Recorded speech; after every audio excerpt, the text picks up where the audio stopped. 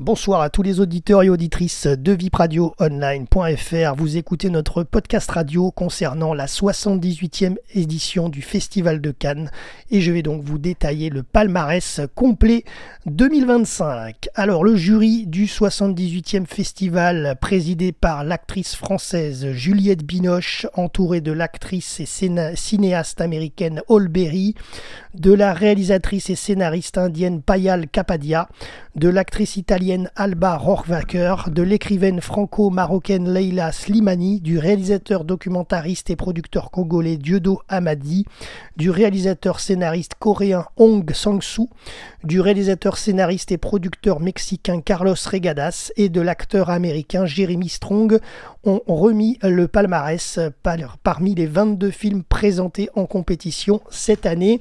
La cérémonie a eu lieu ce samedi 24 mai 2025 à partir de 18h40 jusqu'à 19h45, cérémonie présentée en direct par le comédien Laurent Lafitte depuis le Palais des Festivals à l'Auditorium Lumière. Il y a eu en invité d'honneur, il y avait aussi Robert De Niro qui avait eu une palme d'honneur à l'ouverture de ce festival et il était de retour pour la clôture. Voilà, nous pouvons le saluer. Un des faits marquants aussi, bien sûr, c'était Tom Cruise sur la croisette durant la quinzaine. Il était présent quelques jours pour Mission Impossible 8. Voilà, et donc ça c'était l'effet marquant. Alors que s'est-il passé donc concernant ce palmarès? Eh bien, la Palme d'Or a été attribuée au film Un simple accident du réalisateur iranien Jafar Panahi. Le Grand Prix a été attribué à Sentimental Value de Joachim Trier. Le prix du jury est ex aequo pour le film Sirat de Oliver Lax et Sound of Falling de Masha Chilinski. Le prix de la mise en scène a été attribué à Clémer Mendoza Filho pour O Agente Secreto, pardon pour la prononciation. Ensuite, le prix du scénario a été remis aux frères Dardenne, Jean-Pierre et Luc pour leur film Jeune mère, et d'ailleurs ils ont salué les 5 actrices qui étaient présentes dans la salle qui ont permis d'interpréter ce film. Le prix d'interprétation féminine a été remis à Nadia Meliti dans son interprétation dans le film La Petite Dernière réalisé par Afsia Herzi. Le prix d'interprétation masculine a été remis à Wagner Moura dans O Agente Secreto réalisé par Clémer Mendoza Filho. Le prix spécial a été attribué à Résurrection par Bigan. Ensuite, concernant les courts-métrages, la Palme d'Or a été remise à I'm Glad You're Dead Now de Sin Baker Taufik Barom. La mention spéciale a été attribuée au film Ali de Adnan Al-Rajiv. Ensuite, il y a eu d'autres palmarès qui ont été dévoilés durant ces 2-3 derniers jours, puisque ça a commencé jeudi 22 mai, ensuite vendredi 23 mai, et ensuite aujourd'hui, samedi 24 mai, pour les Grands Prix internationaux, bien entendu, vous l'avez compris, comme la Palme d'Or. Donc, il y a eu notamment vendredi, donc hier, le palmarès Un certain regard 2025 qui a été remis aux lauréats. Et donc, célébrant le jeune cinéma d'auteur et de découverte, la sélection 2025 de Un certain regard a proposé 20 longs métrages, dont 9 premiers films, qui concouraient également pour la Caméra d'Or. C'est le film de la réalisatrice Eridge Seiri, Promis le ciel, qui a été projeté, rappelons-le, en ouverture cette année. Présidé par la réalisatrice, scénariste et directrice de la photographie britannique Molly Manning Walker, le jury était composé de la réalisatrice et scénariste franco-suisse Louise Courvoisier, de la directrice croate du Festival international du film de Rotterdam, Vanja Kalujersic, du réalisateur, producteur et scénariste italien Roberto Minervini et de l'acteur argentin Nahuel Pérez Biscayart. Et concernant donc ce palmarès Un certain regard 2025 qui a été décerné hier, vendredi 23 mai, le prix Un certain regard a été remis à La Misteriosa Mirada del Flamenco, le mystérieux regard du flamant rose de Diego Céspedes, c'est son premier film. Le prix du jury pour Une Poeta de Simon Meza Soto, le prix de la mise en scène pour Arabe et Tarzan Nasser pour le film Arabe et Tarzan Nasser pour Once Upon a Time in Gaza Désolé pour la prononciation. Le meilleur acteur, Un certain regard pour Frank Dillon dans Urshin, réalisé par Harris Dickinson. La meilleure actrice pour Cléo Diarra dans Orizo et Faccia. Le rire et le couteau, réalisé par Pedro Pino. Le meilleur scénario pour le premier film Pillion de Harry Lington. La reprise de ces films Un certain regard 2025 aura lieu à Paris pour les Parisiens qui nous écoutent. Vous pourrez aller les voir du 28 mai au 3 juin 2025 à l'Arlequin, au MK2 Quai de Seine et au Pâté Convention ainsi qu'à l'UGC Gobelin. Ensuite, concernant la Caméra d'Or, alors il y avait un jury spécifique pour la Caméra d'Or, comme chaque année.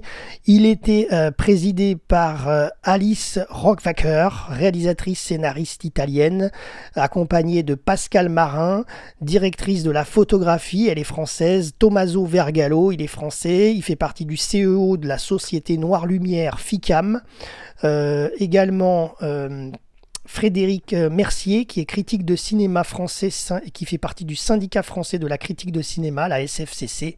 Rachid Ami, scénariste réalisateur français de la Société des réalisateurs de films, et l'actrice réalisatrice et scénariste française Géraldine Nakache. Alors concernant donc cette Caméra d'Or, eh bien les palmarès, c'est pour le film The President's Cake qui obtient donc cette Caméra d'Or, film de Hassan Hadi, et il faisait partie de la quinzaine des cinéastes. Voilà, donc c'est un très beau film, et d'ailleurs ce film était visionnable par les festivaliers azuréens qu'ils souhaitaient dans les différents cinémas où il a été projeté durant la quinzaine, lors de la quinzaine des cinéastes. C'est 8 € la séance, voilà, pour ceux qui souhaitaient le voir, ce film, avant qu'il ait bien sûr cette Caméra d'Or ce vendredi 23 mai, donc bravo, voilà. Ensuite, la mention spéciale, toujours dans ce palmarès Caméra d'Or, a été attribuée à My Father Shadow de Akinola Davis Jr. dans la catégorie Un certain regard. Ensuite, concernant le jury des courts-métrages et de la Cinef, alors ce palmarès a été dévoilé plutôt jeudi 22 mai, donc il y a 48 heures.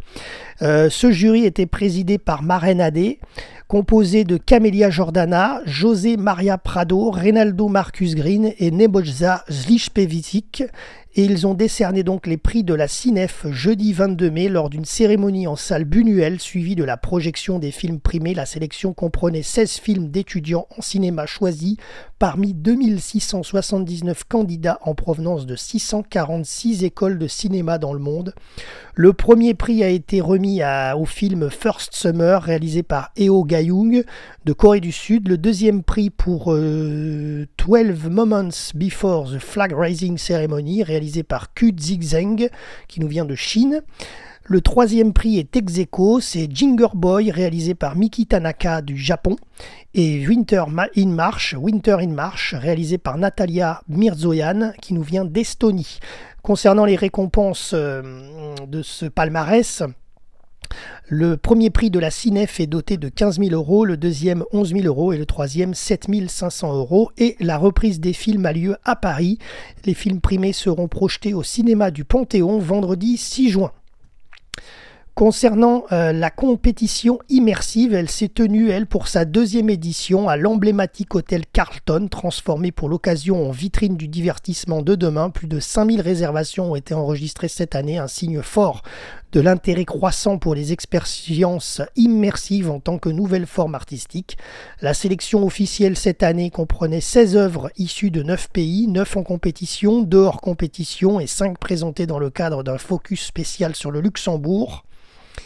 Le jury de cette compétition immersive du 78e Festival de Cannes a remis, ça c'était aussi jeudi, oui c'était jeudi 22 mai, il a remis le prix de la meilleure œuvre immersive au film From Dust, créé par Michel van der A, récompensant une création explorant le potentiel du spatial computing et de l'intelligence artificielle pour développer de nouvelles formes de récits. Le jury, présidé par le réalisateur français Luc Jacquet, était composé de la réalisatrice, musicienne et écrivaine américaine Laurie Anderson, de l'auteur-interprète française Tania de Montaigne, de la réalisatrice, scénariste et actrice britannique Martha Fiennes et du créateur de jeux vidéo japonais Tetsuya Mizuguchi.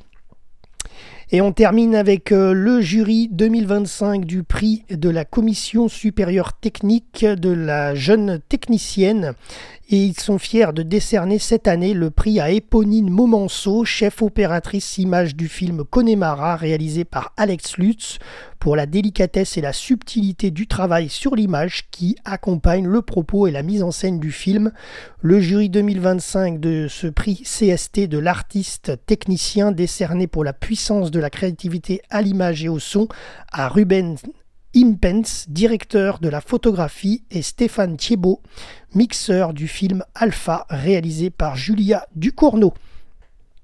Voilà, nous arrivons au terme de notre verbatim et je vais conclure en faisant un petit coup de pression, un petit coup de gueule, voilà comme on peut dire. Alors ça fait 14 ans qu'on couvre le festival, qu'on couvrait le festival de Cannes, et cette année, en 2025, eh bien l'organisation du festival n'a pas accrédité notre radio associative située dans les Alpes-Maritimes à la Colle-sur-Loup.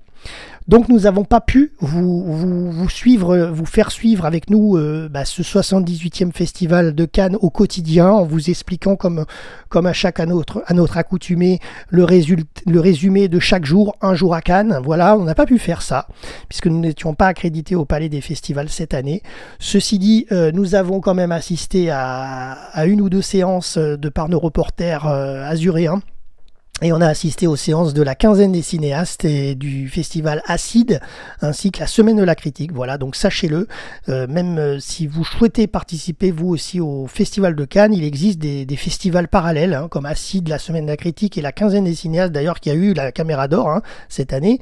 Donc vous pouvez assister à des projections au sein de Cannes, dans les différents cinémas aux alentours de la Croisette, et ça vous permet de vivre un peu le festival sans pour autant rentrer dans le palais, à l'Auditorium Lumière ou au Théâtre de Bussy. Voilà, donc sachez-le, on espère en tous les cas que notre petite radio associative sera accréditée l'année prochaine au Festival de Cannes pour la 79e édition. Par contre, nous avons également appris que des associations cinématographiques de Cannes, des associations cannoises, n'ont pas non plus été accréditées pour cette 78e édition aussi. Nous en ont fait part, on a d'ailleurs un reporter chez nous qui en fait partie, et c'est donc très regrettable également. Donc j'espère que l'année prochaine, l'organisation du festival pourra à nouveau réaccréditer les associations médias et cinématographiques de la région cannoise, voilà, dont nous faisons partie. C'était Jérôme pour RVPB, vipradioonline.fr. Merci à tous de nous avoir suivis pour ce débrief du palmarès complet de cette 78e édition du Festival de Cannes 2025.